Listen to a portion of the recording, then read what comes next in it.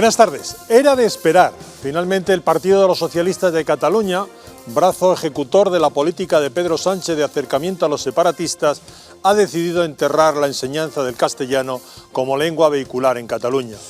En lo que podría y debería considerarse un acto de rebelión contra el Poder Judicial, el PSC se ha unido a los separatistas y da un paso más para favorecer los intentos de estos de provocar un intento más de segregación. Ayer Gabriel Rufián declaraba que sus objetivos tienen que conseguirlos ahora o nunca. Lo que parece increíble es que para ello cuente con el apoyo de Pedro Sánchez. Ni siquiera la revisión de los indultos servirá para detener lo que parece un deterioro que parece imparable, en el que el PSOE, lejos de actuar como freno, parece haberse erigido en impulsor. Se lo vamos a contar aquí en 7NN. Información con criterio.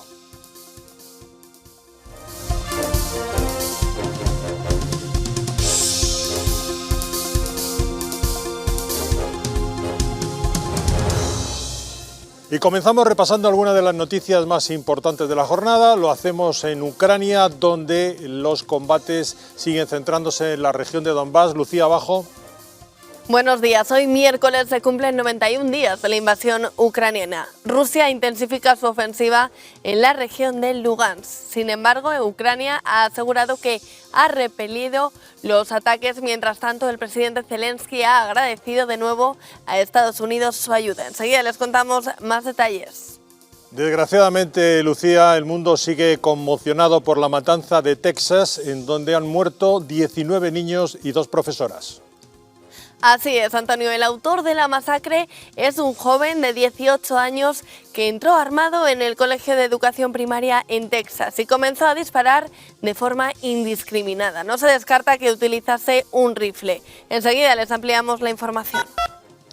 Gracias. Los directores de los centros educativos del barrio de Villaverde en Madrid están muy preocupados por la infiltración de las bandas latinas en las aulas. Laura Rivas, buenas tardes.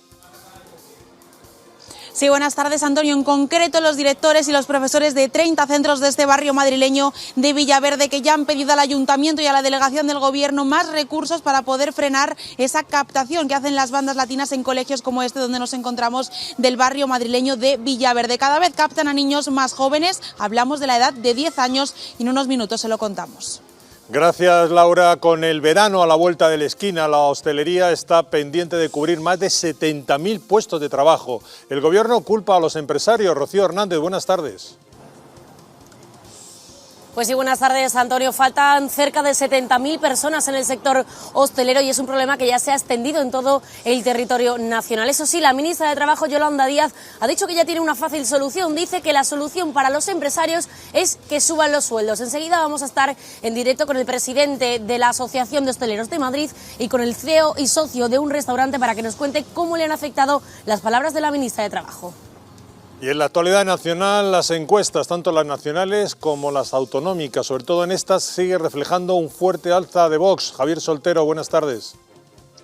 Así es, Antonio, buenas tardes. Queda menos de un mes para las elecciones del 19 de junio y las encuestas colocan a los de Abascal como tercera fuerza política en la región, subiendo así desde la 5ª posición. Esto además se ha manifestado en un importante aumento en el número de afiliados a Vox en Andalucía, que ha multiplicado por 4 su número de miembros con respecto a las últimas elecciones, superando así la barrera de los 11.000. Este aumento de Vox está causando pavor en el resto de formaciones políticas. Hablaremos de ello en unos minutos aquí en 7 al día.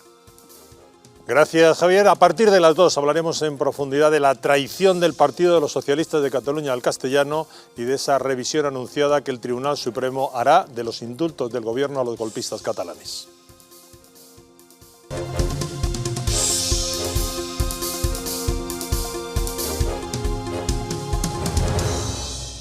Abrimos nuestro bloque de internacional. Con nosotros están Pedro Fernández Barbadillo. Muy buenas tardes. Muy buenas, Antonio. Álvaro Peña, muy buenas tardes. Buenas tardes. Estamos aquí, en el otro lado. Vamos a comenzar, como siempre, con Ucrania, porque mientras las conversaciones de paz siguen allí estancadas, el Instituto Sociológico Internacional de Kiev asegura que un 82% de los ucranianos no desea la entrega de territorios a Rusia a cambio de paz. La última hora, como siempre, nos la trae Lucía Abajo.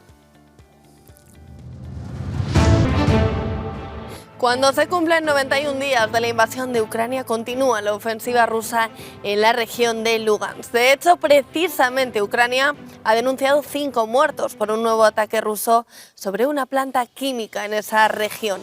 Hay que destacar que el exsecretario de Estado de Estados Unidos, Henry Kissinger, ha dicho a los reunidos en Davos que la OTAN ha de abandonar la idea de humillar a Rusia y que para recuperar la paz Ucrania debe ceder territorios a Moscú. Las autoridades de Mariupol han asegurado que han aparecido 200 cadáveres en avanzado estado de descomposición en el interior de un refugio situado en los escombros de un edificio destruido por las tropas rusas. El presidente ucraniano Zelensky ha agradecido de nuevo a Estados Unidos su ayuda y ha insistido en que la situación en el Donbass es extremadamente difícil. La situación en Donbass es extremadamente difícil. Todo el poder ruso que queda ahora se concentra en esta región. Liman, Popasna, Shevardonetsk, Sloviansk. Los ocupantes quieren destruir todo allí, pero en sus intercepciones de comunicación escuchamos claramente que se dan cuenta de que esta guerra no tiene sentido para ellos, que estratégicamente su ejército no tiene ninguna posibilidad de victoria. Mientras tanto, el primer ministro de Hungría, Viktor Orbán, ha declarado el estado de emergencia por el conflicto entre Ucrania y Rusia y ha insistido en que el mundo está a punto de entrar en una crisis económica y que, por tanto, el país debe mantenerse al margen de la invasión, proteger la seguridad de las familias y para ellos añade que es necesario espacio de maniobra. Antonio. Muchas gracias, Lucía. Bueno, la pregunta a nuestra mesa es ¿quién va a colapsar antes, las tropas rusas o las tropas ucranianas? Alguien tendrá que colapsar. Claro, visto el número de bajas que se están provocando, sobre todo en esta guerra, en la zona ahora mismo en el Donbass, Zelensky habló de 100 muertos al día, lo cual es una cifra espeluznante. De los rusos, aunque ellos tampoco dan cifras, los británicos han afirmado que ya superan los muertos en Afganistán. Y hay algunos síntomas de, aunque los rusos están renovando la ofensiva y están atacando con mucha fuerza, hay algunos síntomas extraños. Por ejemplo, están apareciendo tanques T-62, que como su nombre indica tienen muchísimos años. Que los estén utilizando indica que es que tienen menos tanques modernos de lo que se esperaba, o incluso ayer el derribo de un general que murió, le derribaron con un Stinger pilotando un Su-27 y que es el piloto de mayor rango que ha muerto, ¿no? Que haya un general pilotando también es bastante extraño, además un general que había sido jubilado, tiene 63 años, sí, había sido jubilado por estrellar precisamente un avión del mismo tipo. Y se le ve otra vez ahí. Hombre, facilidades a los enemigos no, ¿eh? Es un poco extraño, porque aparte, claro, la muerte de un general siempre es una noticia buena para el otro bando, ¿no? Es decir, los generales no se exponen, ¿no? Sería supuestamente ya, según los ucranianos, ya van 12 generales rusos muertos. ¿Y qué sensaciones te produce a ti, Álvaro, que conoces profundamente, estás siguiendo el conflicto, estos dos detalles que nos has dado, añadido a esa declaración que hablaba de que no hay que humillar a los rusos? Es difícil saber si la guerra acaba, como quiere Zelensky, cómo no se puede sentir humillada Rusia. Claro, es que el problema que tiene Rusia ahora mismo es que debería decretar una movilización de un tipo o de otro pero claro, eso ya sería reconocer que esto es una guerra de pleno, ¿no? Y en Rusia ya hay sectores que están atacando a Putin, sobre todo de la línea más dura, ¿no? La asamblea de veteranos, de oficiales veteranos, que dirige el general Ivasov, que no es precisamente muy amigo de Putin, pues le está acusando de que está siendo muy blando, de que tiene que dar la guerra y hacer la movilización. El problema es que parece que en Rusia esa medida podría provocar bastante descontento. Ha habido varios incidentes, como ataques con cócteles Molotov contra centros de reclutamientos. Hemos visto hace poco un concierto en San Petersburgo donde la multitud de jóvenes gritaba, con perdón, que se joda la guerra. Es decir, que hay una sensación en Rusia de que esta guerra, cuanto más se alargue y se siga habiendo este número de bajas, eso les puede llegar a una situación muy peligrosa para el propio Putin, ¿no? Pedro, para mantener el poder. 5.000 millones de euros al mes le pide Zelensky, que además estaba muy crecido en su intervención en el foro de Davos. Esto añadido al dato que dábamos de las encuestas, en donde el 82% parece querer o no quiere que se cedan territorios a cambio de paz nos está conduciendo a un conflicto de difícil solución. Bueno, yo de las encuestas me fío poco, eso pasa con las españolas, no te digo con las que se hacen en Ucrania y en tiempo de guerra. Es normal que los ucranianos no quieran ceder territorios cuando están muriendo compatriotas suyos por defender su país y prácticamente están cayendo bombas en todo el territorio nacional, bombas disparadas por el ejército ruso.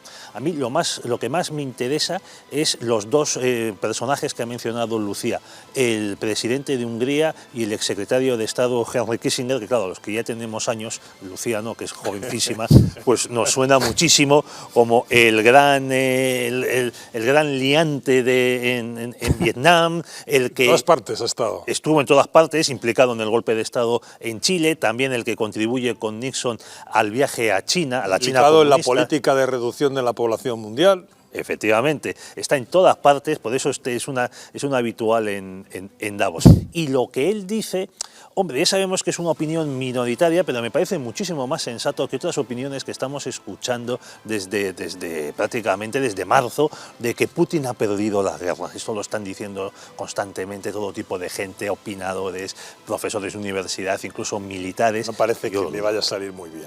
No parece que le vaya a salir muy bien, pero decir que ha perdido me parece que es, desde luego, vender la piel del oso antes de cazarlo. Y yo creo que sí que esta guerra debe acabar en una mesa de negociación, veremos cómo, y por supuesto Rusia es un superpoder militar, no tanto como parecía, tiene armamento nuclear y puede hacer tambalear la economía mundial, y es verdad que yo coincido con Kissinger, no hay que poner a Moscú en una situación en la que, bueno, lleguen a ser como Sansón en el templo, que digan, bueno, pues lo hundimos todo porque no nos importa absolutamente nada. Tenemos un refrán en castellano que dice algo así como: al enemigo en retirada, puente de plata. Y hay un elemento que quiero que toquéis, porque Putin está bloqueando la exportación de cereales desde Ucrania, con graves consecuencias en el abastecimiento y en el incremento de los precios, de forma que se cierne sobre numerosos países pobres y no tan pobres el peligro de hambrunas, y regresarán enseguida las revueltas del pan, el alimento como arma de guerra, lo cual para algunos lo pueden criticar en Occidente, pero desde el punto de vista de Rusia, oye, si me has hecho la guerra con elementos económicos, yo te lo hago con lo que tengo a mi alcance. No, claro, tiene toda la lógica, lógicamente. Pedro. Sí, esto es una consecuencia más de la globalización, de externalizar producciones y también cosechas, suprimiéndolas, por ejemplo, en la Unión Europea, lo sabemos en España. Ahora, para este verano, la Unión Europea permite a los agricultores españoles plantar girasol, porque no lo podían hacer antes. No me vais a decir que era más barato traer el girasol de Ucrania en barco que plantarlo en España y luego llevarlo en camiones a las ciudades. Pues en algunos casos sí era más barato. O sea, ¿qué está pasando con las cadenas de suministro? Y sobre el asunto de Rusia, tengamos en cuenta que Rusia es el primer exportador de trigo del mundo. Ucrania también está entre los mayores. Y a su vez, entre los mayores importadores, demandantes de trigo, está, por ejemplo, Egipto. Y en Egipto y demás países árabes, como has mencionado, cada vez que ha subido el precio del pan que ellos usan como elemento básico, pues ha habido revueltas. Álvaro, esto puede suceder que le abra un frente a Occidente a través de los movimientos islámicos, es decir, cercanos a Rusia. Es decir, en este momento la situación no es que esté pacificada, pero está más o menos tranquila vista desde aquí, pero estas revueltas del pan, es decir, le podrían diversificar los conflictos de nuevo hacia los países islámicos con un reverdecimiento de los movimientos terroristas. Claro, bueno, es que de hecho es una situación que ya se está alertando, no solamente con los países islámicos. Tenemos el conflicto de Nagorno-Karabaj, que podría volver a estallar en cualquier momento. Tenemos también un posible conflicto en los Balcanes. Es decir, para evitar o para abrir más frentes, para hacer que, por ejemplo, Occidente no pueda prestar toda su atención a Rusia, pues imaginemos que se estalle otra vez el conflicto de nuevo en Bosnia y Herzegovina, que parece ser que el país se está deshaciendo, es un estado fallido. Entonces es una posibilidad que hay que tener muy en cuenta y desde luego cuanto más dure la guerra, más posible es que estas situaciones lleguen, porque claro, el problema es que la guerra, los rusos, como bien dice Pedro, no están perdiendo la guerra, pero es verdad que el avance es muy lento, es verdad que las bajas son muchas, es verdad que están teniendo problemas también de suministros, están teniendo también problemas con el armamento y entonces eso bueno, pues puede hacer que se vean tentados a abrir, pues a buscar llegar a la mesa de negociación pues por otros medios. Yo te despierto estos conflictos y a menos que te sientes conmigo a negociar y a entregarme territorios, pues ya sabes lo que va a venir. Sí, porque tendríamos, por un lado, todo el tema tecnológico que llega de China. Si a esto se une la revuelta del pan o de los alimentos, evidentemente el panorama internacional se va a complicar y no solo en Ucrania. No sabemos si en Davos los grandes cerebros de la economía y de la política mundial saldrán con alguna solución. Como decíamos hace un momento, Zelensky ayer de momento ya los abroncó. Verdaderamente el presidente ucraniano está crecido. Vamos a ver qué otras cosas se están cociendo por allí. Lucía Abajo. Efectivamente, Antonio, hoy se celebra el tercer día del Foro de Davos, una cita donde se reúnen líderes y actores económicos mundiales más importantes y se debaten algunos temas del momento, como por ejemplo la crisis de los suministros, también el cambio climático, la invasión de Ucrania o el futuro trabajo. Ayer el presidente del gobierno, Pedro Sánchez, presionaba para que la OTAN dé un fuerte mensaje al flanco sur de la alianza. Escuchen. Para España es muy importante que la cumbre de la OTAN en Madrid dé un fuerte mensaje sobre su flanco sur. Tenemos que afrontar el reto de seguridad del flanco oriental, pero también de las preocupaciones de seguridad en el flanco sur.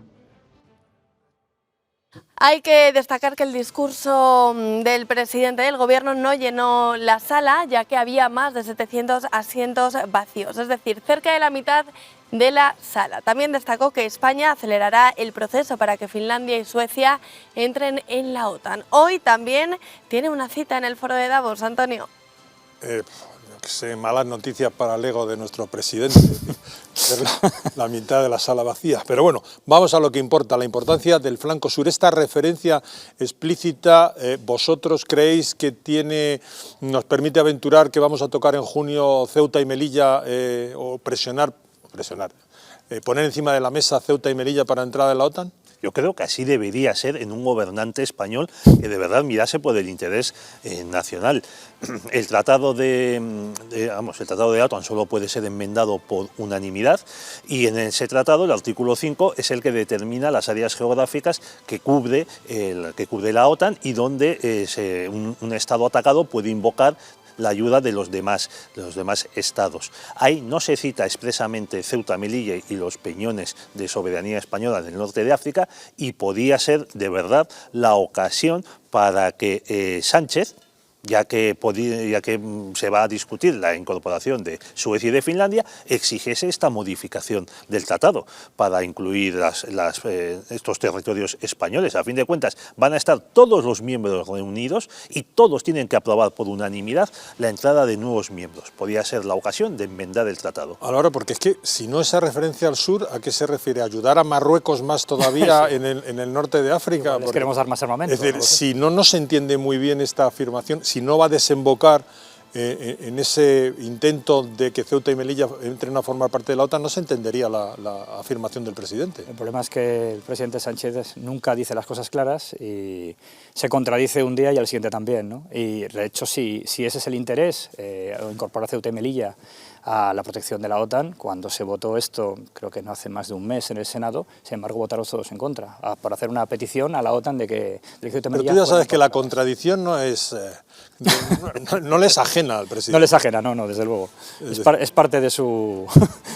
¿Y tú crees que es tan importante ese flanco sur como para, digamos, distraer a la OTAN del flanco norte? Bueno, por cierto, hay que recordar que le han echado la bronca a España desde Bruselas porque lo del presupuesto, el presidente del 2% quiere ponerlo para el 2050 o más para allá, llegar al 2%. Pero bueno, ¿tú crees que es tan importante ese flanco sur en este momento? Creo que en este momento para la OTAN realmente no. La OTAN está concentrada en lo que está sucediendo en Ucrania, está concentrada en la incorporación de Finlandia y de Suecia, y realmente creo que ahora mismo el flanco sur no es para ellos importante. Entonces, no entiendo muy bien, habrá que ver qué más nos cuenta el presidente Sánchez en un futuro, porque realmente yo no entiendo muy bien a qué se refiere. Vamos con el tercer argumento internacional de la jornada, y este es realmente dramático. Al menos 21 personas, 19 niños y 2 profesores han muerto en un colegio en la localidad de Uvalde, en Texas. Y todos los detalles, como no, los tiene nuestra compañera Lucía Abajo. Así es, Antonio. Los estudiantes tenían entre 7 y 10 años y estaban celebrando el penúltimo día de clase antes de las vacaciones. El autor se trata de Salvador Ramos, un joven de 18 años que después de haber disparado a su abuela en casa y haber tenido un accidente con el coche, se dirigió hasta el colegio de Texas y disparó de forma indiscriminada. Falleció cuando la policía le abatió. El joven, justo el día de su cumpleaños, compró 2 fusiles de asalto sin ningún tipo de problema. El presidente de Estados Unidos, Joe Biden, ha hecho hincapié en que es necesario acabar con el libre uso de las armas. Como nación tenemos que preguntarnos, ¿cuándo en nombre de Dios vamos a hacer frente al lobby de las armas? ¿Cuándo en nombre de Dios haremos lo que todos sabemos en nuestras entrañas que se debe hacer? En un momento en que se pronuncia el Partido Demócrata por acabar con la venta de armas, hay que recordar que Pablo Iglesias, en su programa La Tuerca, aseguró que toda democracia tenía que portar armas. Con un derecho, el de portar armas, que es una de las bases de la democracia. Si algo sabían los patriotas americanos que expulsaron a los ingleses, es que la democracia es incompatible con el monopolio de la violencia por parte del Estado que inventó el absolutismo europeo. La democracia es tal si el poder está repartido, y si la base del poder es la violencia, el pueblo no puede delegar el fundamento de la soberanía. El asesino era estudiante de secundaria de esa misma escuela de Texas. Días antes del crimen subió una foto a redes sociales de 2 escopetas semiautomáticas con el cargador enganchado y etiquetó a una chica. Ella le preguntó que qué tenía que ver con ella esas armas. Él le respondió que se lo diría antes de las 11 y que le tenía que contar un secreto. La joven no le respondió porque se asustó y ahora se arrepiente de no haber continuado esa conversación, porque quizás, dice, podría haber evitado el suceso. Hay que destacar que Salvador Ramos, de pequeño, sufrió bullying en ese colegio, ya que tenía dificultades para hablar porque tartamudeaba y ceceaba. Además, su familia no tenía una buena situación económica. Los investigadores aseguran que tenía una personalidad obsesionada con las armas, con los cargadores y con la violencia. Parece, Antonio, que se trata de una masacre estudiada con antelación y totalmente premeditada. Muchas gracias, Lucía. Compañeros, ¿qué podemos decir frente a este drama? Tremendo, y una vez más que sucede algo así. Y hay una cosa que me sorprende, ¿no? En un país como es Estados Unidos, donde hay tanta seguridad, tienen unas fuerzas de policía muy preparadas y, sin embargo, pues después de tantos incidentes, la seguridad en estos colegios, en las universidades, pues parece que sigue siendo mínima, ¿no? Es que es algo que tampoco entiendo. Es decir, cómo no invierten en eso, visto que no paran de suceder estos casos. Y bueno, luego también me ha repugnado bastante, no sé si habéis visto esta mañana el tuit de Pablo Echenique, que ha sacado una noticia respecto, o sea, ha hablado de esto y a continuación ha sacado una noticia falsa que se sacó creo que hace 3 años, de Santiago Abascal, hablando del derecho a portar armas. Entonces, pues lógicamente para arrimarle las cosas a sardina, ¿no? Que es lo que hace esta gente tan habitualmente, ¿no? Y sobre todo embarrar el terreno de juego. Efectivamente. Sí, lo mismo ha hecho Nadia Calviño en el Congreso. Lo escucharemos después, Pedro. Exactamente. Y bueno, esto pasa lo mismo que con el sistema electoral de Estados Unidos, que funciona tan mal, pero que nadie quiere arreglarlo. Sí, porque ha estado Obama, ha estado Clinton, ha estado Trump, todos han tenido matanzas y no ha habido manera de solucionar el problema de la venta de armas, pero ni siquiera psicópatas. Es decir, es que efectivamente yo coincido con Pablo Iglesias en que el Estado no puede tener el monopolio de la violencia, porque entonces los ciudadanos son súbditos. Ahora bien, de eso a que cualquiera, incluso con antecedentes criminales y con antecedentes médicos, pueda comprar armamento en cualquier lugar, eso no, eso se podría eliminar, se podría parar, pero parece ser que no hay ningún interés, no ya solo en Texas, sino en otros estados, en Ohio, en Pensilvania, para hacerlo. Un minuto, Álvaro, para que me definas un poco el papel de la Asociación del Rifle en todo esto. Hombre, es un lobo muy importante, tiene mucha fuerza y evidentemente, pero siempre se le ha vinculado mucho al Partido Republicano, pero como bien dices, los demócratas tampoco han echado nunca mano a esto. Es decir, que puede que su poder esté por encima del Partido Republicano y también tener en cuenta de que la posesión de armas está muy aceptada en la sociedad americana. Muchas gracias, Álvaro. Pedro, te quedas con nosotros. Álvaro, muchas gracias por haber estado con nosotros. Hacemos una pequeña pausa y enseguida volvemos con nuestro bloque dedicado a los números, a las cifras, a la economía.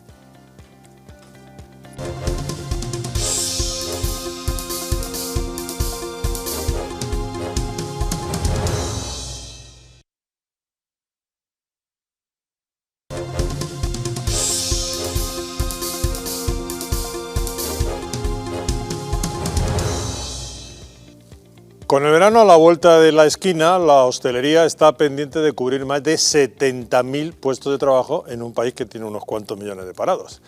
Y el gobierno va y culpa a los empresarios, lo culpa a alguien que no ha creado un puesto de trabajo en su vida. Rocío Hernández, de nuevo estamos con uno de esos pequeños empresarios, o medianos, vaya usted a saber, que tiene que contratar personal para su negocio. Buenas tardes de nuevo. Buenas tardes, Antonio. La falta de personal en el sector de la hostelería está haciendo imposible que se cubran las plazas. Por tanto, ha aumentado muchísimo la demanda. Como dices, en breve vamos a estar en directo con el socio de un restaurante que está buscando personal y que no encuentra, pero ahora, de momento, estamos con el presidente de Hostelería España, con José Luis. Gracias por estar con nosotros. Un placer, como siempre. En primer lugar, la ministra de Trabajo, Yolanda Díaz, ha dicho que es un problema inexistente. ¿Existe de verdad ese problema? Bueno, hay una demanda, eso no hay, nada más hay que estar en este mundo para darse cuenta que hay mucha demanda del sector, un sector que en abril prácticamente concluyó ya con todas las plazas hoteleras con las mismas cifras que en el 2019, pero en la hostelería en 20 años se ha duplicado el sector de empleo, ¿no? Hemos pasado de 800.000 a 1.700.000 en el año 19 y va a seguir creciendo esa demanda. O sea, hoy estamos en vísperas de todo el sector turístico estar a pleno rendimiento. Esperemos que sea un muy buen verano turístico. Estas son las previsiones y, claro, se necesita mucha gente en todo el sector turístico. Un empleo que es, en fin, para el verano y que es cada vez más quirúrgico y hace pues tenemos dificultades para encontrar gente. Eso le iba a decir, porque ¿qué es lo que está pasando? Porque muchos hosteleros están teniendo verdaderos quebraderos de cabeza para contratar a gente. ¿Qué pasa realmente? ¿Por qué no se pueden cubrir esas plazas? Bueno, pues ha habido 2 años absolutamente de zozobra total, de una incertidumbre total, de ERTES, de una inseguridad. Esto ha hecho que mucho personal de nuestro sector, que estaba integrado perfectamente, pues haya ido a otros sectores, pero los datos dicen que en el mes de abril teníamos el mismo empleo que en el 2019, o sea que se ha incorporado casi todo el mundo en cifras a nuestro sector, pero la hostelería, repito, sigue demandando cada vez, somos más intensivos en manos de obra. Es verdad que somos poco atractivos laboralmente, un poco por los domingos, por los festivos, por los turnos partidos. Tenemos muchos deberes que hacer, pero es evidente que la hostelería va a necesitar gente, mucha más gente de la que tiene. La ministra de Trabajo, Yolanda Díaz, ha dicho que ella tiene la solución, que es que los empresarios suban los salarios. ¿Cómo van a hacer esto cuando los precios no paran de subir, cuando tienen que pagar cuotas de autónomos que también van a la alza? ¿Cree que esa es la solución? ¿Cómo han sentado las palabras de la ministra de Trabajo en vuestro sector? Sentar sientan mal, primero porque, oiga, nosotros pagamos los salarios que se han consensuado en esas mesas de diálogo social, en los más de 50 convenios colectivos provinciales. O sea, nosotros no nos inventamos los salarios, ¿no? Y es evidente que si se pudiera pagar más sería, evidentemente, pues parte de una solución, pero el problema es mucho más complejo, con más aristas, y las empresas pues están cicatrizando, ¿no? Como digo yo, en un momento complicado. Salimos de 2 años de una situación muy delicada y ahora, bueno, pues un crecimiento exponencial de todos nuestros suministros, de todos nuestros productos que no se aplican a la subida del sueldo, a la subida de los precios, a la subida de nuestros tickets. La hostelería le cuesta mucho aplicarlo y, bueno, pues no es el momento y, desde luego, bueno, la receta, pues si es verdad que esa es la solución, que se la apliquen ellos mismos, ¿no? Que no encuentran, pues oye, servicio sanitario para la España vaciada, para los pueblos, pues les paguen el doble, que enseguida van a encontrar de todo. Vamos. Como si fuera tan fácil. No es tan fácil. Los sueldos tiene que ver también con la rentabilidad de las empresas. Seguramente tenemos que tener un sector más rentable y, a medio plazo, la hostelería, por supuesto, se va a buscar la vida y lo va a resolver. resolver, pero estamos en un momento delicado, hay mucha demanda, hay una buena perspectiva turística y eso, bueno, pues aunque es una cosa recurrente que nos pasaba siempre, los 2 años que hemos vivido pues lo ha empeorado mucho. La ministra también ha dicho que estas plazas no se cubren porque las condiciones laborales no son las adecuadas, que los salarios son bajos. Ha dicho que es poco atractivo, que hay que hacerlo atractivo para el empleado para que pueda coger ese puesto de trabajo. ¿Es real que se están vendiendo esas plazas como con malas condiciones? No, las condiciones son malas, no de salario. Los salarios no somos el sector que menos pagamos. Vamos, hemos acumulado hasta 1.700.000 empleos. En fin, no creo que 1.700.000 sean los tontos de la película, ¿no? Los salarios son los salarios correctos y tienen el mismo problema en toda Europa, en donde se pagan en algún sitio salarios mayores que aquí. Tenemos un problema de lo que somos el sector. Somos un sector complicado porque se trabaja a turno partido, te ocupa un espacio horario muy importante durante el día, se trabaja los fines de semana cuando todo el mundo descansa, los horarios, la conciliación familiar. Bueno, pues seguramente deberíamos poder pagar un poco más, que es un poco yo creo que el objetivo, que algo sucediera, pero no se solucionaría del todo. Esto está pasando en todo el mundo, no te cuento en Estados Unidos, que el problema es gravísimo, pero en toda Europa, en todos los países de Europa hoy la hostelería, pero no solo la hostelería, es que está faltando gente en muchos sectores, falta mucha gente, los jóvenes tardan mucho en incorporarse a trabajar, era nuestra gran cantera de verano, los jóvenes antes, ahora les cuesta mucho incorporarse a trabajar y esa pirámide poblacional, faltan 1/3 de jóvenes que hace unos años estaban, ahora no están, porque ya sabemos cómo está, pues hace que tengamos más dificultades que en otros momentos. Pues José Luis, muchísimas gracias por atendernos. Y Antonio, como te decía, en breves momentos vamos a estar en directo en un restaurante con el CEO y con el socio de un restaurante para que nos cuente qué situación están sufriendo, porque nos ha dicho y confirmado que están buscando camareros y que no hay forma de encontrarlos. Muchas gracias, Lucía. Hay que ver la cantidad de variantes que hay y la ministra se permite simplificarlo todo en una única afirmación, que paguen más. Verdaderamente es inexplicable. Pedro, a ti ya te saludo ahora a Rebeca Pérez, CEO de Invertis. Este problema, afortunadamente, en la venta de viviendas no se está produciendo. Es decir, yo creo que es un sector que realmente en este momento está bastante bien. No, estamos muy bien, pero que encontrar gente buena nos cuesta también. Sí. Nosotros que estamos dentro del sector de la digitalización, precisamente después de la pandemia donde hay una gran demanda, está costando mucho encontrar talento y comparto muchísimas de las opiniones del sector de la restauración, porque realmente es complicado y claro, en la restauración además no pueden teletrabajar, así que imagínate. ¿Tú crees que se puede ser tan simple como para reducir todo a un único titular cuando se está hablando de algo tan complicado como los puestos de trabajo, la edad, la temporalidad, las empresas, las ganancias, los beneficios, los gastos? Ser tan simple como para decir, ¡hala! Pues dejo el titular a ver qué cae. Ojalá, pero lo cierto es que no es tal cual y nos pasa lo mismo con siempre que tocamos la vivienda, ¿no? Empezamos haciéndolo todo a golpe de legislación, obligando a subir salarios mínimos, en este caso cuando hemos estado también hablando de congelar los precios del alquiler y sin embargo los esfuerzos tienen que venir por otro lado. Cuando se quieren dinamizar determinadas economías, lo que hay que hacer es bajar impuestos, que el empresario... ¿Qué has dicho? Bajar impuestos. Ah, perdona, no es una utopía, sí, disculpa. Sí. Lo había tenido así como, se me ha escapado, no quería decirlo.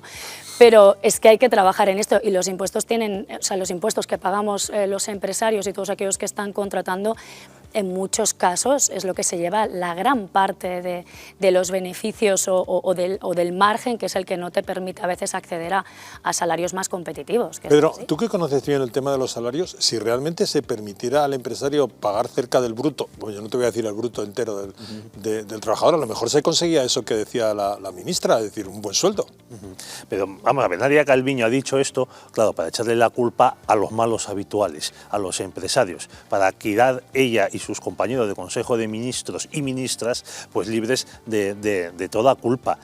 Vamos a ver, aquí lo hemos dicho varias veces, yo estoy a favor de que se suba el salario mínimo tal como está la situación económica, porque hay mucha gente que no ha tenido subida de salarios en años, pero claro, esto destroza a las empresas pequeñas, a las pymes, a las empresas del IBEX 35. Ese 90 y tantos % esto no les afecta. Español. Pero claro, estas empresas, estos bares, estos pequeños talleres, estos tal, dales algo, bájales el impuesto de sociedades en función de la nueva gente a la que le pagan el salario mínimo. Estamos viendo el caso de las gasolineras. Qué bueno es este gobierno que nos regala un descuento de 20 céntimos de euro por litro. Pero claro, el truco viene en que son las gasolineras quienes lo anticipan. Esto pues, a las grandes cadenas no les importa tanto. A las pequeñas, a la familia que tiene una sola gasolinera, les está haciendo trizas, porque tienen que anticipar un dinero que no tienen y eso les lleva pues, a negociar con el banco y a endeudarse todavía más. Hay algunas pequeñas gasolineras en pueblos, familias que cerrado. llevaban años, que han cerrado y la gente se va a tener que buscar la vida. Pero yo quiero seguir con la vivienda. En esta situación económica que estamos viviendo, un poco el miedo al futuro ha hecho que la vivienda vuelva a convertirse en el refugio de los ahorradores. Sí. Definitivamente sí. Nosotros somos una plataforma de inversión inmobiliaria donde trabajamos todo de manera digital y solo trabajamos de cara al inversor. Nuestro inversor es particular. Todo el inversor que nos compra, te diría que el 100%, a lo mejor haya uno que sea de sociedad, todo es inversor particular. Mucha gente que está saliendo espantada de esta inseguridad que nos están dando los mercados, que ya sabemos que estas inversiones son siempre a largo plazo, pero que el susto se lo están llevando y que están trayendo sus inversiones a valores que consideran más refugios y aparte un poco más comprensibles, más medibles y un riesgo más asumible que sería el de la vivienda. Entonces, la verdad es que para nosotros está siendo pues un momento muy álgido de trabajo porque hay mucho inversor y por inversor hablo del que tiene 30.000 euros, que nosotros tenemos oportunidades en invertir desde 30.000 euros, hasta el que viene con 1 millón. Rebeca, ¿y la vivienda usada se vende más que la vivienda nueva en estos momentos? De cara al inversor, sí, por supuesto, pero es que es una cuestión de números. El precio en metro cuadrado de la vivienda nueva es más caro que el de la vivienda usada. Ergo, cuando tú lo alquilas, tu rentabilidad, al menos en el corto y medio plazo, es más alta. Todos estos sistemas de Build to Rent que venimos hablando varios años de que iban a... Bueno, todavía tienen que demostrarse no solo contablemente, sino en el banco, de lo que realmente te ingresa. Los gráficos de vivienda usada, vivienda nueva. Efectivamente. Nosotros que también trabajamos en el Build to Rent y tenemos acuerdos con algunas de las promotoras más grandes de España, bueno, vemos que les cuesta, pero porque claro, las rentabilidades no les salen, ¿no? O sea, el inversor pequeñito, vamos buscando este 5,5, este 6, y el que tiene más madera de inversor ya está buscando un 8, 9 y más dinero, sí, sobre todo, no quería decirlo de esa manera, pero es así, el que tiene más para invertir y busca rentabilizar aún más, que no solo tener esta seguridad, es que el Build to Rent o la obra nueva, por decirlo de esta manera, le cuesta más arrojar esas cifras. ¿Y el extranjero se está notando? Porque yo creo que a vosotros incluso os va a influir porque vais a crecer. ¿Se están notando ese interés por invertir en España? Se me pone cara tonta porque sí, la verdad es que sí, estamos viendo muchísimo interés por parte del inversor extranjero y de donde a priori no podíamos haberlo ni anticipado. Nosotros, de hecho, como plataforma de inversión ya estamos haciendo estos pasos hacia la internacionalización. Por un lado, la de atraer inversor extranjero, que sabíamos que existía de toda la vida en España, pues el francés, el alemán, el británico, pero que estaban buscando más estas segundas residencias. Y ahora lo que estamos atrayendo nosotros, o lo que nosotros lo notamos por la naturaleza de nuestro negocio, es en este inversor que viene a invertir y a poner en rentabilidad estos activos, y sobre todo Latinoamérica. O sea, sorprendentemente, estas economías tan inestables, o sorprendentemente no. Claro, están inestables. O sea, no es sorprendente para nosotros en realidad, son economías muy inestables y que necesitan meter precisamente sus ahorros en valores seguros en países supuestamente, legislativamente más seguros. ¿Y en qué zona? ¿Sigue siendo la costa o sigue siendo Madrid? ¿Dónde se...? Toda España, toda España. Ahora que Cataluña hemos salido de este bache regulatorio, que veremos cuánto tiempo se nos va a mantener, vemos que es en toda España, no tienen preferencias. Sí es verdad que tiene que ver también un factor de precio y hay zonas donde el precio metro cuadrado pues está más ajustado y esto hace que puedan comprar más unidades, diversificar más el riesgo, que es lo que cualquier buen inversor tendría que buscar, y también tienen mayores rentabilidades. Quiero decir, Alicante es una zona donde puedes comprar pisos pues, económicos, ¿no? A partir de 30 o 40.000 euros y donde las rentabilidades están muy altas. Entonces, tiene mucha atracción no solo por parte del extranjero, que también, sino también por parte del nacional. Oye, y una última cuestión, Rebeca, para el verano, ¿cómo ves el mercado del alquiler, los movimientos que se suelen producir en esta época del año? Hay dos factores, uno del que no voy a poder opinar tanto, que es el que está buscando vivienda. Hay mucha gente buscando vivienda. El anticipo de que van a subir los tipos de interés por parte del Banco Central Europeo y que está haciendo peligrar esas hipotecas que se estaban concediendo a tan buen tipo de interés, hace que haya mucha gente desesperadamente queriendo cerrar estas operaciones antes de verano. Esto es por un lado.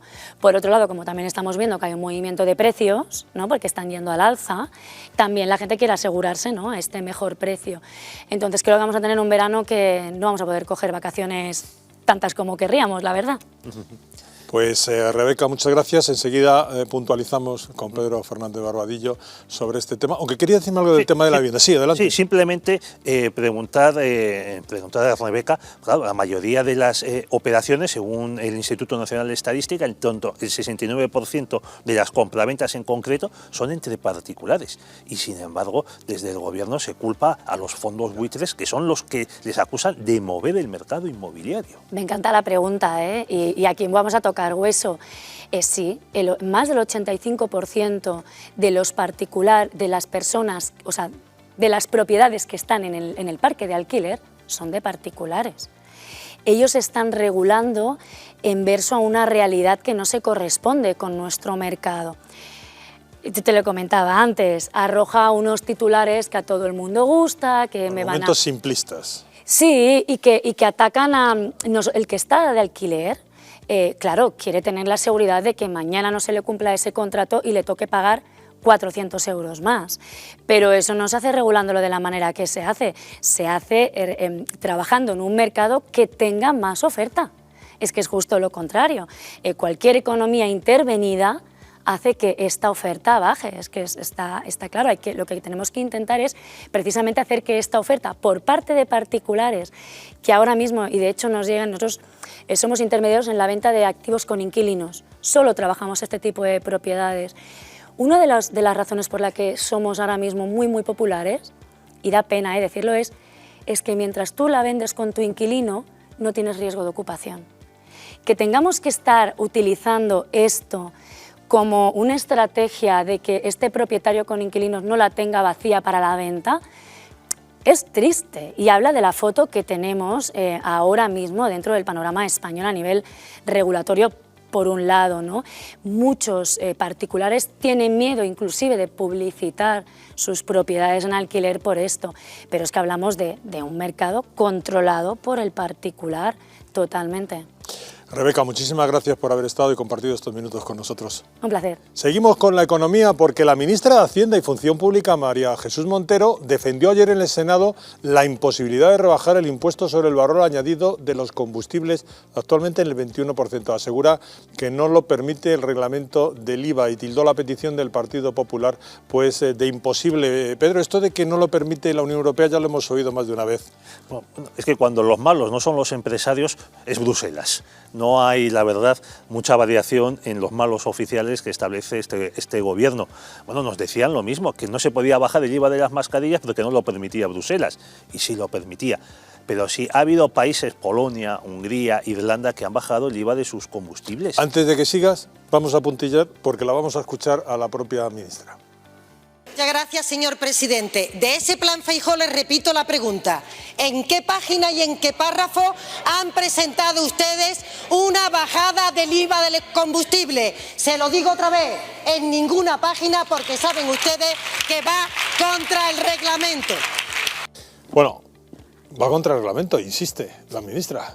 Todo va contra el reglamento. Siempre que se le pide algo al gobierno en materia económica, va contra la UE, va contra el reglamento y luego, despacio, piano, piano, acaba modificando. Bueno, también esta es la señora que, después de que el Tribunal de Justicia Europeo le tumbase un impuesto especial sobre el patrimonio en el extranjero, que introdujo Cristóbal Montoro, hay que decirlo, pues dijo, las plusvalías, en el momento de plusvalías, les dijo a un grupo de militantes socialistas, no preocupados, el lunes tenéis un nuevo impuesto. Bueno, cuando se quiere, sí se hace, y cuando no se quiere, que es este asunto, bajar impuestos, entonces no se hace y la excusa es Bruselas. Y recordemos recordemos que las mascarillas también tuvieron excusa en Bruselas. Pero es que luego acabaron bajando el IVA. Acabaron bajando. Y vuelvo a decirlo, en Irlanda, en Polonia, en Hungría, en Italia, están bajando el IVA de los combustibles y que yo sepa, hasta que entramos en este plató, la verdad, Antonio, estos países eran miembros de la Unión Europea. Oye, Pedro, una nueva oferta pública de empleo. No teníamos, a ver, yo no juzgo si son necesarios los policías, más policías, al parecer sí, por lo que está ocurriendo, más Guardia Civil, más, pero da la casualidad de que se hace una oferta amplísima pública, una de las mayores, coincidiendo con el periodo electoral, serán las oposiciones, y en un momento en donde empieza a haber una diferencia entre el mundo laboral del funcionariado y el mundo laboral privado que cada vez va agrandándose y eso no parece viable. Bueno, es que hay muchos que creen que es el Estado el que crea el dinero, lo fabrica literalmente y no tiene que tener ningún vínculo pues, con la economía real. Vamos viendo algunos gráficos, Pedro. Pero esto es lo importante, esto es un dato sacado de la encuesta de población activa del primer trimestre. De los 47 millones de personas que hay en España, ocupados, pues ya vemos ahí lo que hay, unos 20 millones, que lo sabemos exactamente porque son los cotizantes a la Seguridad Social. Y de estos 20 millones, casi el 18% son empleados públicos. Es decir, tenemos 16.600.000 personas que están en el sector privado y que son las que sostienen a 31 millones de personas. Pues niños, jubilados, gente que no ha trabajado nunca, funcionarios. Hombre, en algún momento esto pues, se acabará desmoronando, sobre todo porque tenemos una deuda pública pues, que ya está en el 115-120% Por cierto, del PIB. Sobre esto nos ha dado un toquecito de atención Bruselas, ¿no? Pues sí, efectivamente, que hombre, los de Bruselas son técnicos, miran los datos que manda España, miran también los datos que recauda Eurostat y entonces estos claro, ven que el sistema español de pensiones es insostenible.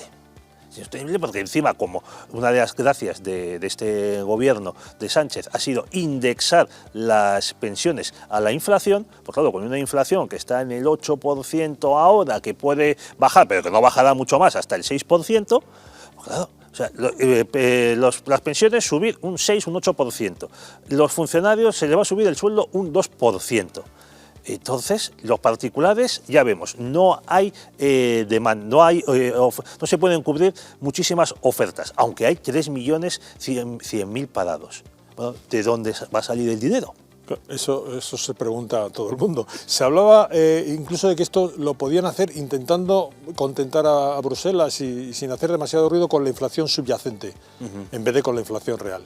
Bueno, son los típicos trucos como no incluir el déficit de televisión española en las cuentas del Estado, que es un truco que se usó pues, en los años 90 para adelgazar el déficit. Bueno, son cosas absurdas, pero es hacerse trampas en el solitario, la frase clásica. También está la obsesión de este gobierno por hacer fijos, convertir en funcionarios a los interinos de la administración para que dejen de contar como masa salarial que se tiene que renovar y que van al paro de vez en cuando. Pedro, hablemos de energía.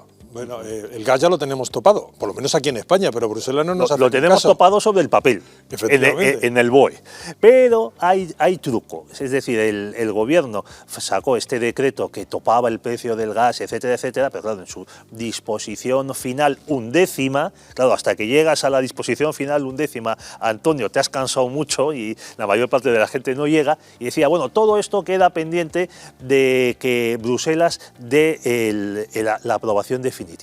Es decir, todavía no ha entrado en vigor este decreto ley. Pero si era inmediato, Pedro, por Dios, era inmediato. La ministra dijo que era inmediato. Ah, bueno, ¿y tú te fías de lo que dicen no lo sé. en el Consejo de Ministras y Ministros? No lo sé. Bueno, pues estamos dependiendo de lo que diga Bruselas. Bueno, en cualquier caso, Bruselas le ha dicho a Calviño que las medidas energéticas quizá no sean suficientes. Bueno, vamos a ver, está subiendo toda la energía, ya venía desde el año pasado, no es culpa de Putin y es inevitable que suba.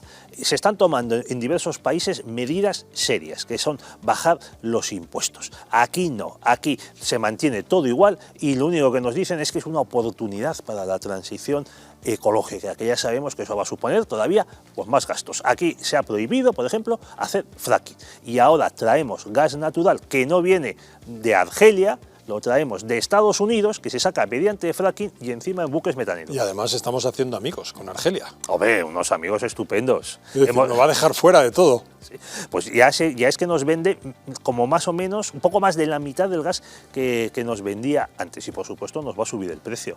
Nos va a dejar fuera de otras ofertas, como bueno, de hecho Europa se ha llevado lo del tema del gas para Italia, como ha dicho, como Pedro Sánchez ha hartado de decir que no le quiere el gas.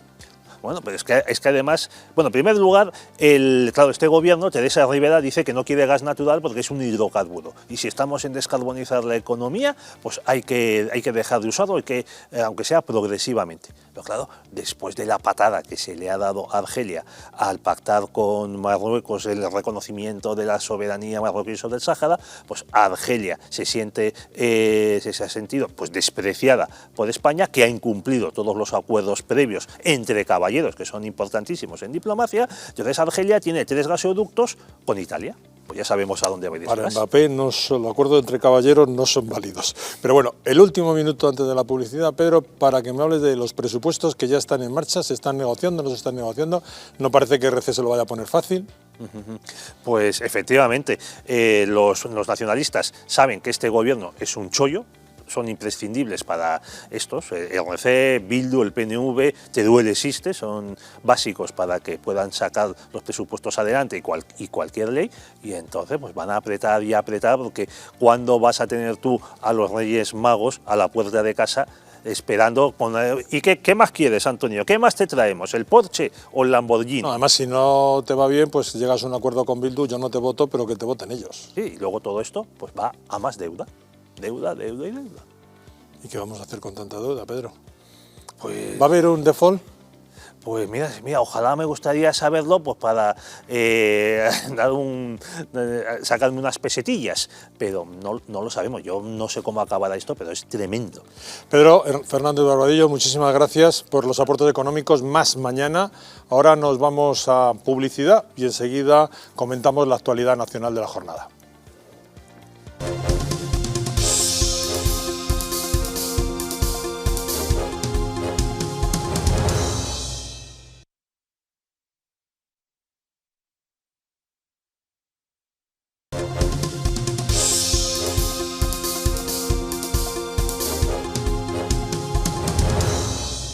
En unos instantes pasaremos a analizar algunos de los argumentos más importantes de la actualidad nacional, como es el indulto o el posicionamiento del PSC con el castellano, pero hay un tema que preocupa en la calle y es esa sensación que empieza a correr de inseguridad.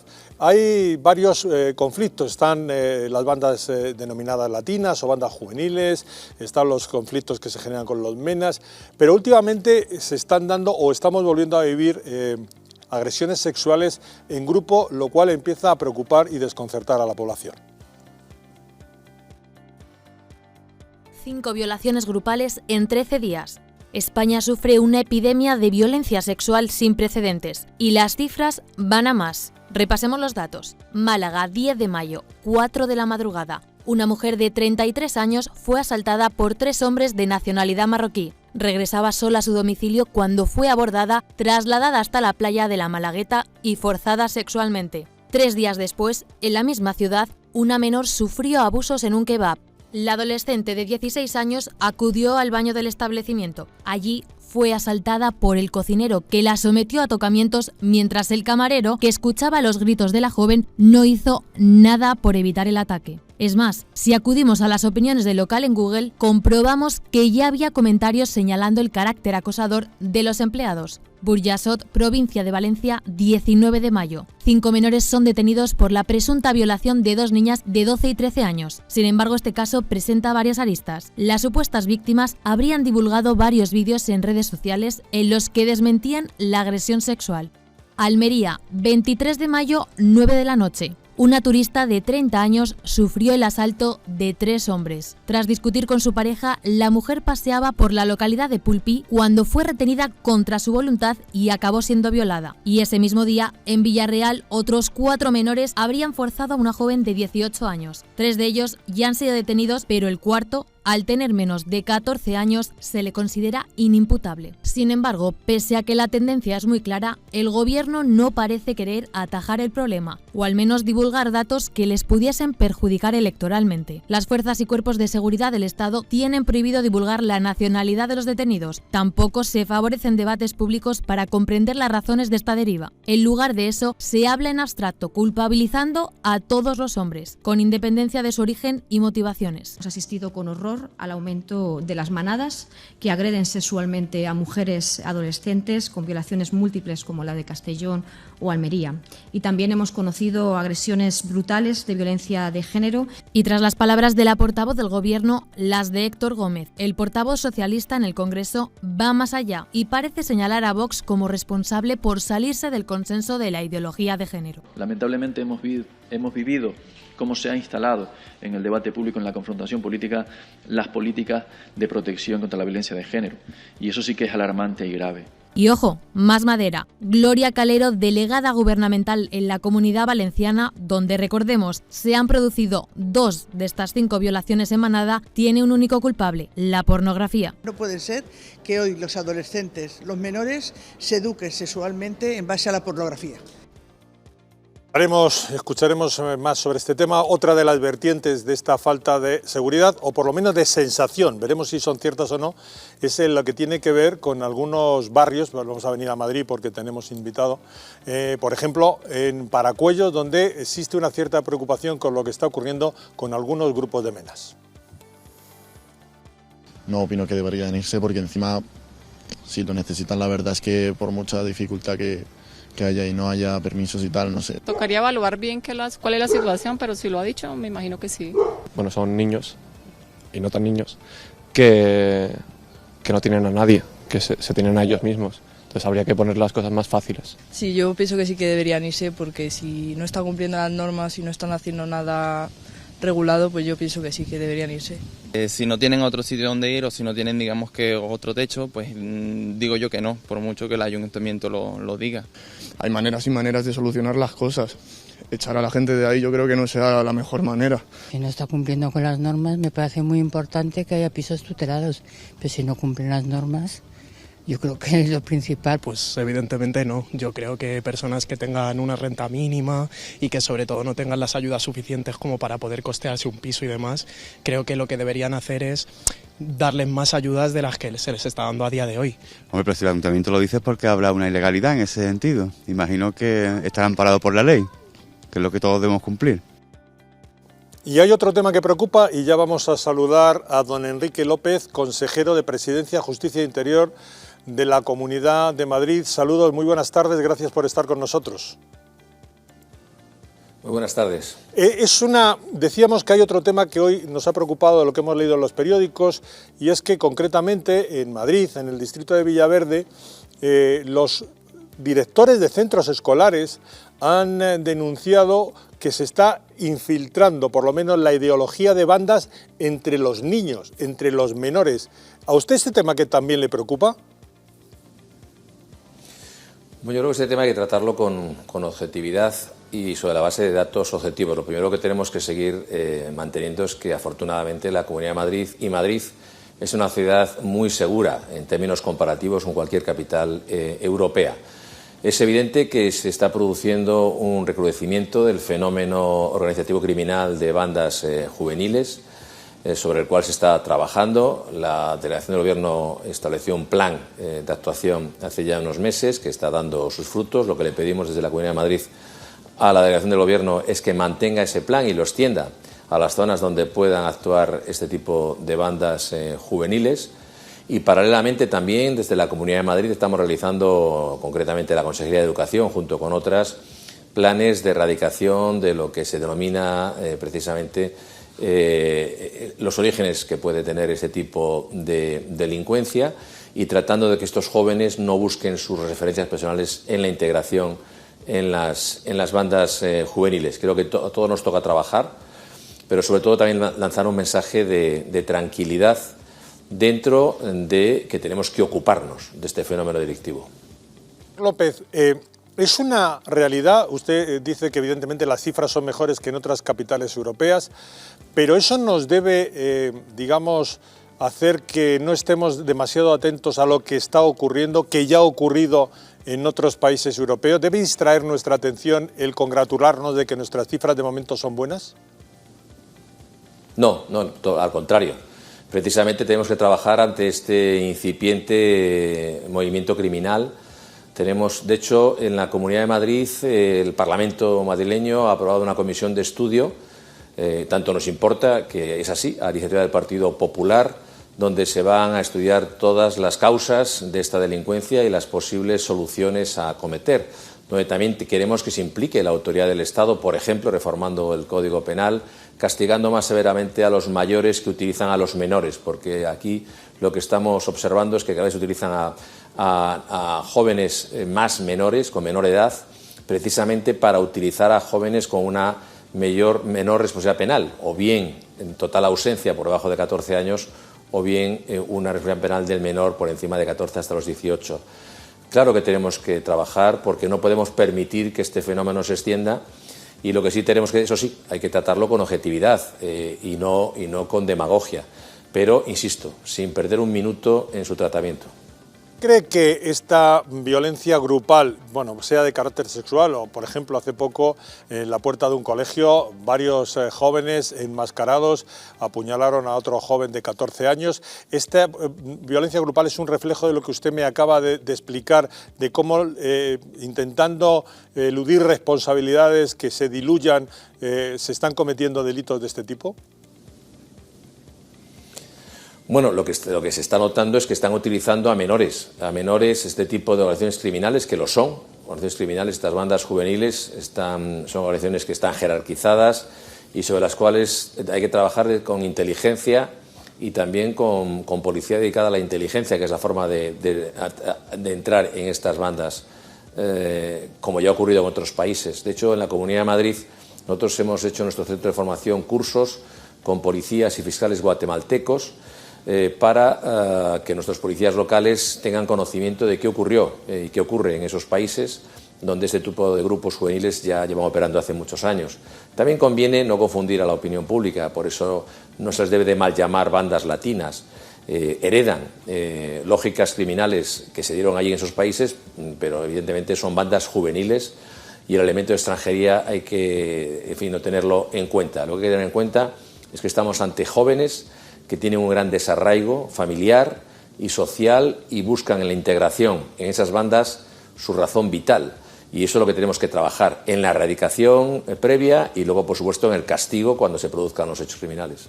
Última cuestión, el problema de los MENAs, o los MENAs, se les carga a las comunidades la responsabilidad de lo que ocurre. ¿Tienen ustedes suficiente apoyo logístico, dinerario, educativo por parte del Estado para soportar estos problemas cuando les llegan los menores en distintas condiciones y con distintos problemas físicos y psicológicos? Desde el Gobierno central, desde luego la Comunidad de Madrid, apenas se le aporta recursos para el sostenimiento de las necesidades de estos menores no acompañados, que también conviene diferenciarlos de lo que es la comisión de delitos. Estamos hablando de menores no acompañados que entran en nuestras fronteras, siendo responsabilidad del Gobierno de España el control de las fronteras, y luego, evidentemente, los envía a las comunidades autónomas para que asumamos su tutela mientras son menores de edad. Evidentemente, el Gobierno central debería de asumir con mayor recursos este tema. Nosotros en la Comunidad de Madrid lo estamos tratando con responsabilidad. Estamos ante un número de no más de 600 MENAs en la Comunidad de Madrid, que estamos trabajando desde la responsable, que es la de Políticas Sociales, en su integración. Pero insisto en que el Gobierno de España debería de asumir un mayor liderazgo en el tratamiento de esta situación, fundamentalmente pensando en que el objetivo ha de ser, siempre que se pueda, la reintegración del menor en su núcleo familiar y la vuelta a su país, que es en lo que tiene que trabajar el Gobierno central. Muchísimas gracias, don Enrique, por estar con nosotros en la tarde de hoy.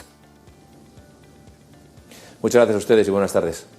Nos vamos hasta Villaverde, porque precisamente uno de los argumentos de la jornada era que los directores de centros escolares se habían dirigido a la delegación del Gobierno, a la comunidad y al ayuntamiento porque estaban notando que en los niños pequeños la estética, el ideario, ese ensalzar los valores de la masculinidad en algunos casos, estaban empezando a aflorar en los más jóvenes desde las bandas latinas. Laura Rivas, saludos, buenas tardes de nuevo. Sí, Antonio, buenas tardes. Continúan, como dices, la inseguridad y los problemas con las bandas latinas, porque hoy hemos conocido cómo estas bandas captan a niños de, atención, 10 años en el barrio madrileño de Villaverde. Por eso, profesores y directores de 30 centros de aquí, de este barrio madrileño, han reclamado al ayuntamiento y a la delegación del Gobierno más recursos para poder luchar contra la captación de menores. Pero, ¿cuál es el modus operandi, Antonio, de estas bandas latinas? Los captan, dentro de clases, siendo compañeros en las aulas, se los llevan a parques cercanos y también les escriben a través de las redes sociales. Según nos dicen los directores y los profesores de los colegios, empiezan estos menores a cambiar su actitud, se les ve claramente cuando son captados porque empiezan a tener actitudes mucho más agresivas, a faltar a clase y a cambiar sus comportamientos. Pero las familias en muchas ocasiones no se dan cuenta y es cuando les detiene la policía y cuando empiezan a adquirir comportamientos y roles más importantes dentro de la banda, cuando son detenidos, y entonces la familia se entera. Miedo, inseguridad, nos dicen los vecinos, que ya no solo en los colegios, sino también ellos en las calles, así que les hemos preguntado, hemos hablado con los profesores, con los vecinos, y esto es lo que nos han dicho. Escuchamos algunos de esos testimonios. Hombre, pues yo con mucho miedo, porque mi nieto, mira, tiene 12 años, pero todavía voy a buscarlo, porque da miedo. Porque se ve mucha maldad. Lamentable, la juventud se está perdiendo. No sabría qué decir más, pero poner control los padres. Hay niñas que dicen ir al colegio y no van. Pues sí, tengo 2 nietas y claro que da miedo. Por los nietos nos da miedo, los hijos ya son mayores, pero los nietos sí nos da miedo. La verdad es que muy mal. Y vas con miedo y no puedes hacer por cualquier cosa y no sé. Pero supongo que tendrán que hacer algo así, las autoridades tendrán que investigar a ver qué está pasando. Pero es un problema que los padres son los que tienen que educar bien a sus hijos, ¿me entiendes? Porque yo tengo 3 y voy a estar tanto para que no se metan en eso, porque eso lo lleva o a la cárcel o al cementerio. Y ahora nos ocupamos de la actualidad nacional. Tenemos en nuestra mesa Paloma Cervilla, saludos, muy buenas tardes. ¿Qué tal, Antonio? Buenas tardes. Miguel Ángel Pérez, saludos, muy buenas tardes. Muy buenas tardes, El Antonio. argumento del día tiene que ser, cómo no, esa postura del PSC apoyando el arrinconamiento o el enterramiento directamente del castellano en las aulas en Cataluña. Los grupos parlamentarios de PSC, Esquerra, Junts y los Comuns han pactado este martes por la tarde una proposición de ley en defensa del catalán en la escuela, dejando al castellano sin el 25% que había fijado el Tribunal Superior de Justicia de Cataluña, que se impartirá según decidan los centros. Los 4 grupos han registrado en el Parlament la proposición de ley sobre el uso y el aprendizaje de las lenguas oficiales en la enseñanza no universitaria, que tiene como objetivo hacer frente a la sentencia del Tribunal Superior de Justicia, que fija un mínimo del 25% de castellano en las aulas y que el tribunal pidió aplicar antes del 31 de mayo. La proposición de ley recoge que el catalán como lengua propia de Cataluña es la lengua normalmente empleada como lengua vehicular y de aprendizaje del sistema educativo y la de uso normal en la acogida de los alumnos recién llegados. Además, añade que el castellano se utilizará en los términos que fijen los proyectos lingüísticos de cada centro, siguiendo los criterios que fija la propia ley, que no habla de porcentajes. Paloma, un primer posicionamiento sobre esta postura, digamos que se la esperaba uno del PSC, no era deseable, pero sí era esperada. Bueno, yo creo que todo esto se enmarca, tiene su origen en las escuchas del CNI. Y lo digo porque en estas últimas 2 semanas ha habido unas cesiones tan grandes al independentismo catalán que todo se enmarca en esa imposición que los golpistas y los partidos golpistas catalanes están haciendo con Pedro Sánchez. ¿Y cuál han cogido como argumento principal? El castellano. Están obligando a Pedro Sánchez a hacer unas cesiones importantísimas a Cataluña. En ABC acabamos de publicar una noticia de última hora que todos estos partidos quieren hacer un cambio en el Congreso, en el reglamento del Congreso, para que en el Congreso se hable castellano al mismo nivel que las lenguas cooficiales. Se están desmontando el Estado. Ayer pasó esto en Cataluña que estamos comentando y esta misma mañana en el Congreso se pide un reglamento desde el Congreso para que se utilice al mismo nivel. Yo todo esto lo enmarco en una ofensiva contra el castellano para hacer pagar a Pedro Sánchez que a través del CNI se haya espiado a los golpistas. Paloma, pero esta ofensiva contra el castellano en el fondo lo que hace es ir debilitando cada vez más el lazo de unión del Estado con Cataluña, que es en definitiva lo que pretenden los secesionistas, los golpistas catalanes. Claro, por eso yo creo que es tan grave lo que le está pasando a Pedro Sánchez, porque está poniendo sus intereses personales en la Moncloa por encima del Estado, del país, concesiones como la del castellano. Yo creo que es gravísimo que el castellano, que ya empezó en la última ley educativa, que se quitó como lengua vehicular, continúa con lo que pasó ayer en Cataluña y con lo que ha pasado hoy en el Congreso. Creo que es una ofensiva gravísima contra el Estado español. Miguel Ángel, tu valoración. A ver, el gobierno está gobernando en coalición con los golpistas y esto pues no deja de ser una maniobra más. Una cosa es gobernar en coalición tras estar rendido a sus pies. Sí, totalmente rendido a sus pies, Antonio. Yo iría más allá. A mí esto me huele también a fraude de ley. O sea, al final hay una sentencia muy clara del Tribunal Superior de Justicia de Cataluña, ratificada por el Supremo, y a pocos días de que tenga que ya ejecutarse, digamos, lo que hacen es sacarse una ley urgente de la manga para evitar cumplir una sentencia. Yo creo que eso habría que estudiarlo jurídicamente, a ver si hay alguna forma de meter mano, porque vamos, si cada vez que hay que ejecutar una sentencia te sacas una ley unos días antes para no tener que cumplirla, a mí me parece gravísimo. Y todo esto, por supuesto, enmarcado en todo este clima, como dices tú, para debilitar el castellano, el español y seguir echando pues incienso a los socios golpistas de Pedro Sánchez.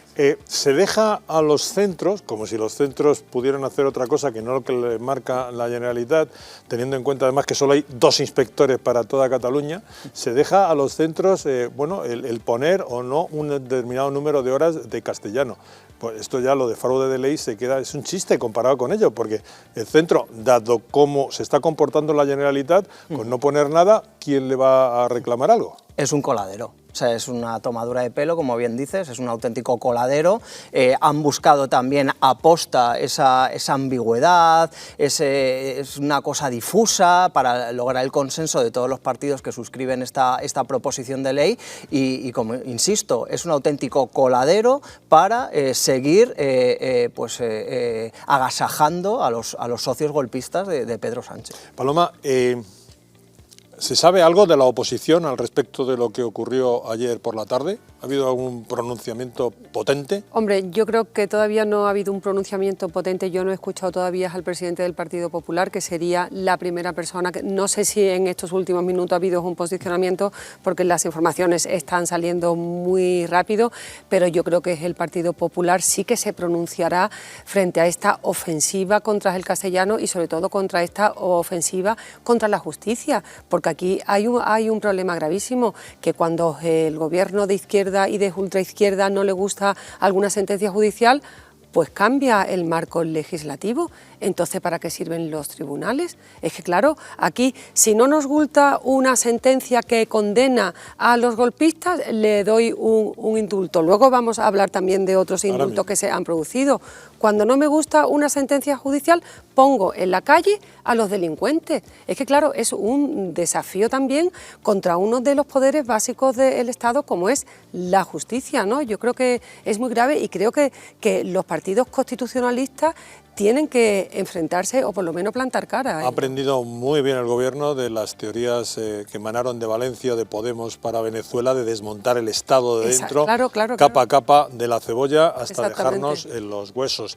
Decía Paloma que hay que hablar de los indultos y efectivamente lo único que nos queda a los pobres españolitos es la justicia, por lo menos antes de que se llegue a un pacto entre el Partido Popular y el Partido Socialista. Y ayer hubo una buena noticia en ese sentido. No quiere decir que se vayan a anular los indultos que se dieron a los golpistas, pero al menos es una buena noticia.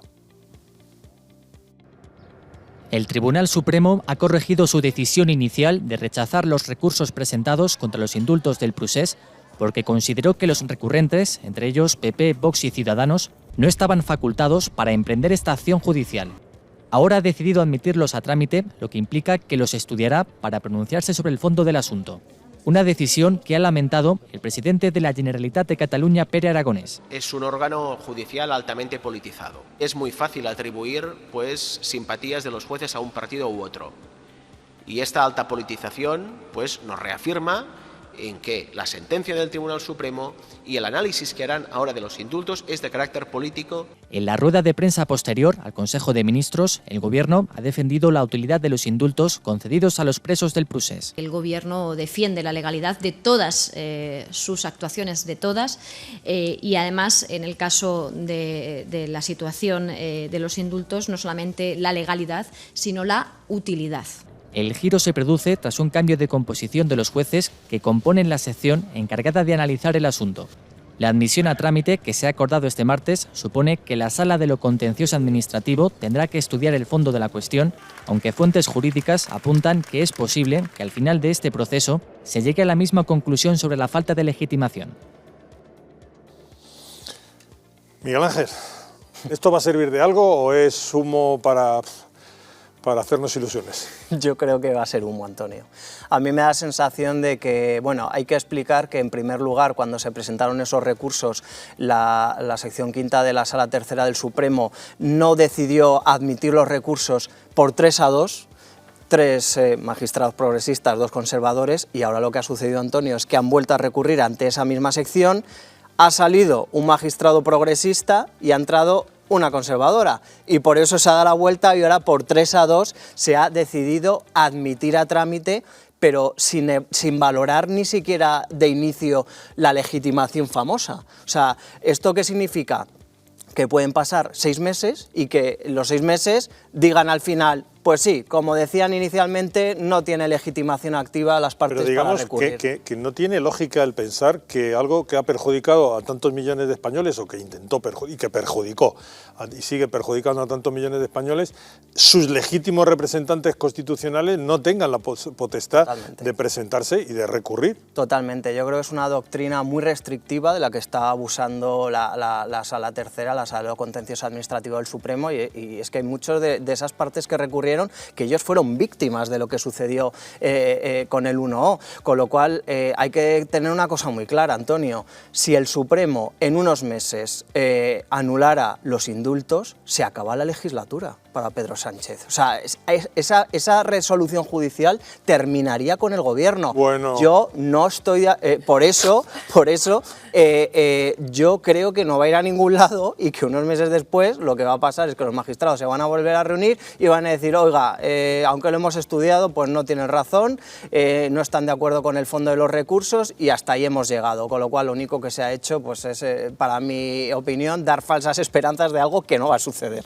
Paloma, resulta que, como en tantas otras cosas, el Gobierno confunde lo general con lo propio. Es decir, la utilidad pública, en el fondo, no era nada más que utilidad para su continuidad en el poder. Claro, yo, en clave política, me ha resultado curioso escuchar a la ministra decir que los indultos han sido útiles. Pero ¿cómo puede decir que unos indultos a un grupo de golpistas que intentaron dar un golpe constitucional es útil? El mensaje que se manda a la ciudadanía es gravísimo, porque, es decir, tú puedes hacer lo que quieras en este país, que no te va a pasar nada porque te vamos a dejar en la calle.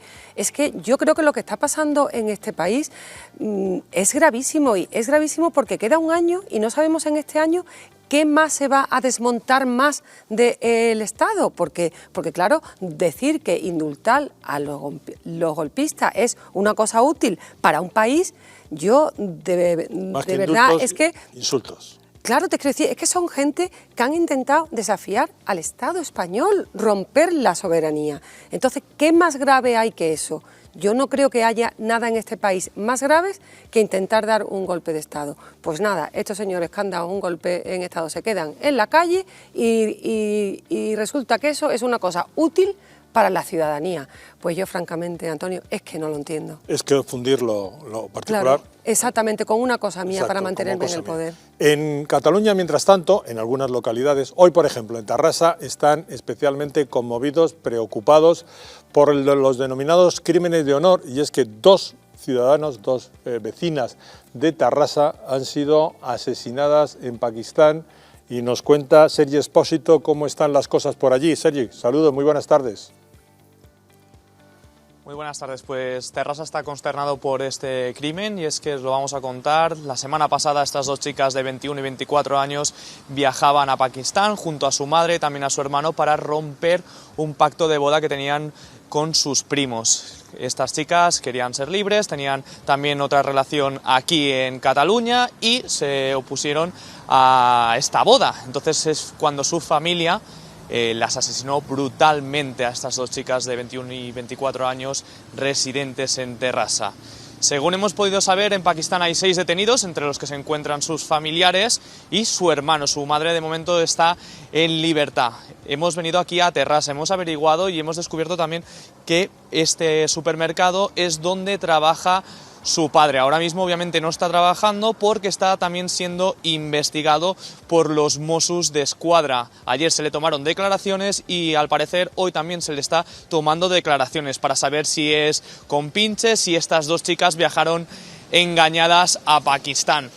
Un crimen que, como decíamos, ha dejado a toda la población de Tarrasa consternadas y se ha saldado con 6 detenidos en Pakistán, todos familiares de estas chicas, y con su padre que está siendo investigado por los Mossos d'Esquadra. Muchísimas gracias, Sergi. Seguiremos sobre el terreno, el tema de los crímenes de honor. Resulta especialmente preocupante que haya llegado hasta nuestro país. Veremos el alcance. Gracias, Sergi. Gracias. Según la última encuesta del Confidencial, Alberto Núñez Feijóo ha ensanchado notablemente el espacio electoral del PP. El líder gallego habría frenado la fuga de votantes hacia Vox. El partido recibe ya más de 500.000 de los votantes del PSOE, a los que hay que sumar otros 625.000 de Ciudadanos prácticamente en extinción. Si se celebraran hoy las elecciones generales, los populares ganarían con el 26% de los apoyos y 106 diputados, 3 más que los socialistas y 35 más que los de Santiago Abascal. La derecha tendría asegurada la mayoría absoluta, con 178 escaños. Mientras, en Andalucía, tras el fiasco de la operación montada contra Macarena Olona, Santiago Abascal confirmaba las posibilidades de esta como candidata. Yo creo que estas elecciones eran absolutamente cruciales, las elecciones andaluzas, tanto para Vox como para España. Y Vox tenía que hacer el mayor de los esfuerzos, y solo podíamos hacerlo con una candidatura como la que lidera Macarena Olona, porque en estos momentos es una demostración de la apuesta que Vox hace en Andalucía, y es un mensaje clarísimo para todos los electores. Parece que ande descaminado el líder de Vox, porque en Andalucía casi cuadruplican ya sus afiliados en una legislatura. Javier Soltero, buenas tardes. Buenas tardes, Antonio. Quedan pocos días, pocas semanas para las elecciones del 19 de junio y las encuestas colocan a Vox como tercera fuerza política, subiendo así desde la quinta posición. Conseguirían el 16% de los votos, 21 escaños, y vencerían en 70 localidades frente a las 34 en las que ganaron en los últimos comicios. Sería mayormente en la Andalucía mediterránea, es una zona más turística, una zona donde hay mayor tasa de paro y aparte mayor incidencia con la inmigración irregular. Todo esto se ha visto reflejado en un importante aumento en el número de afiliados, como dices. Desde los últimos comicios hasta hoy son más de 8.000 los nuevos miembros que cuenta Vox Andalucía, sobrepasando así la barrera de los 11.000. Algo parecido pasó también en Castilla y León, donde 4 meses antes de las elecciones hubo más de 7.000 nuevas altas. Los votos que cogerían los de Vox serían los de Ciudadanos, que según las encuestas estaría a punto de desaparecer, y algún voto también transferido desde el Partido Popular. Este auge de afiliados está sirviendo a Vox como termómetro para medir el calado de sus medidas en la comunidad. De hecho, han abierto oficinas prácticamente en todas las provincias. Este auge puede estar motivado por los ejes de la campaña electoral de Vox aquí en Andalucía, que van a ser la familia, la inmigración, derogar las leyes izquierdistas y bajar el gasto público. Hay preocupación en el resto de agrupaciones políticas. De hecho, la ministra de Hacienda, María Jesús Montero, ha manifestado que ve viable que haya finalmente un pacto entre el Partido Popular y Vox y ha pedido a Moreno Bonilla que no pacte bajo ningún concepto con los de Abascal. Por su parte, Marín, el líder de Ciudadanos, sigue remando, sigue reivindicando su papel en el último gobierno de la Junta de Andalucía y ha manifestado que no podemos dar un paso atrás, no podemos volver a un gobierno socialista como el que ha habido en Andalucía en estos últimos 40 años y que tampoco hay lugar para un gobierno en el que esté Vox, que lo que quiere es usar Andalucía para llegar a Madrid. Antonio. Muchas gracias. Hablabas del nerviosismo. Está el colmo, gracias Javier, está el colmo de los despropósitos que la vicepresidenta del Gobierno ha relacionado la matanza de Texas con Vox. Señora vicepresidenta primera del Gobierno. Muchas gracias, presidenta. Señor Espinosa de los Monteros, en el ámbito económico está usted siguiendo la misma técnica que en el resto de los ámbitos, que es tratar de generar una energía negativa, tratar de generar crispación, tratar de provocar el miedo en los ciudadanos, pero no le funciona porque los ciudadanos españoles saben muy bien que este es un Gobierno que les protege y que está pensando en el interés general. Pero ¿qué se puede esperar de una formación política que en el día en el que estamos llorando, consternados, una terrible matanza de niños en Estados Unidos, propone repartir armas a los ciudadanos?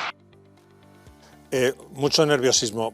Tenemos a Pilar Castellanos, hemos estado comentando antes, Pilar, presidenta de la Sociedad Civil Catalana aquí en Madrid, hemos estado comentando antes de que llegaras todo el tema de lo que supone la medida o la postura, la nueva ley aprobada.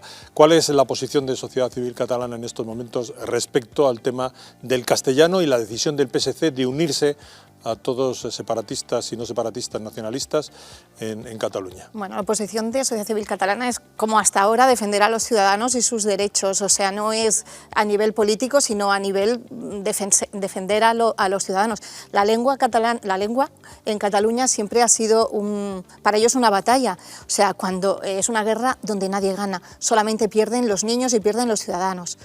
Y entonces, bueno, pues el separatismo lo ha utilizado como un arma para conseguir desconectar a Cataluña del resto de España. Es uno de los ejes fundamentales, junto con la historia, los medios públicos, la comunicación, pero la lengua es básica. Y entonces en la educación se utiliza, pues yo digo que es para crear pequeños peones, entre comillas, para el procés. O sea, los niños los desconectan también a través del idioma, para que sientan el español como una lengua extranjera que no es propia de Cataluña.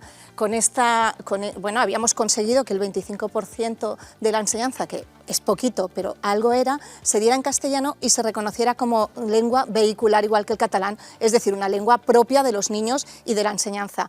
Retrocedemos ahora y ya no es el 25%, sino que es una lengua curricular, no vehicular, con lo que queda a criterio de la escuela cuántas horas se den a los niños, con lo que volvemos a poner el dedo y señalando a familias y a niños, porque la escuela, ¿con qué criterios va a dar horas en castellano o en catalán? O sea, que lo pidan las familias, otra vez tienen que ser las familias, otra vez tienen que ser esos niños señalados.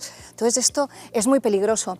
Y bueno, oye, que los partidos separatistas se alíen para no cumplir una norma, una ley, oye, va dentro de su ADN.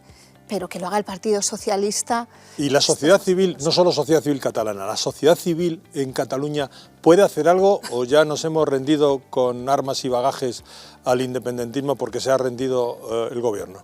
A ver, la sociedad civil no se rinde nunca.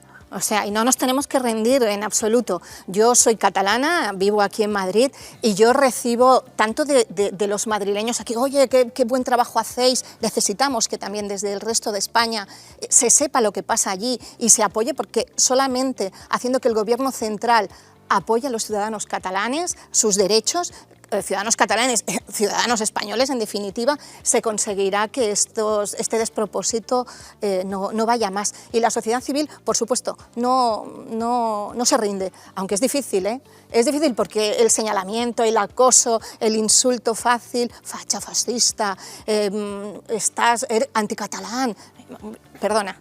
Yo soy tan catalana como tú, aunque me apellide Castellanos Castillo. O sea, aquí los carnets, los justos. Pues ya, muchas gracias, Pilar, no tenemos tiempo para más. Una última consideración rápida, Paloma, sobre lo que puede pasar en las próximas horas con respecto a lo que estamos hablando de reacciones sobre lo de Cataluña. Hombre, yo creo que el Partido Popular tendrá una posición contundente, igual que Vox, igual que Ciudadanos, ¿no? Yo creo que son los tres partidos constitucionalistas que hay en este país, porque yo ya es el Partido Socialista, viendo lo que veo, creo que le queda poco de constitucionalista, ¿no? Y que estas tres fuerzas políticas que defienden el castellano, que defienden la unidad de España, que defienden el Estado español, creo que deben de tomar una postura contundente ante esta situación. Y Miguel Ángel, una cortina de humo lo que está ocurriendo para distraernos del proceso judicial que se está llevando a cabo en Cataluña de las investigaciones sobre la intervención rusa en el golpe?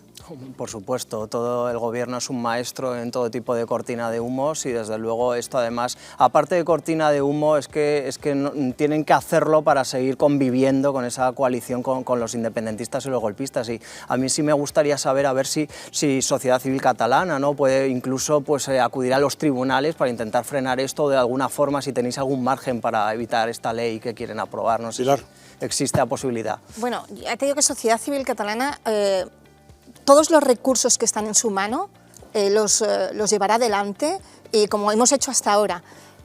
Yo ya no soy la presidenta en Madrid, lo quiero también dejar claro, es una persona de Madrid ahora, la que es presidenta de Sociedad Civil Catalana en Madrid. Sigo estando y apoyando a Sociedad Civil Catalana porque es necesario, pero como yo, todos nosotros, porque gracias a ellos se han llevado adelante muchas iniciativas para paralizar este tipo, ya te digo, de atropellos.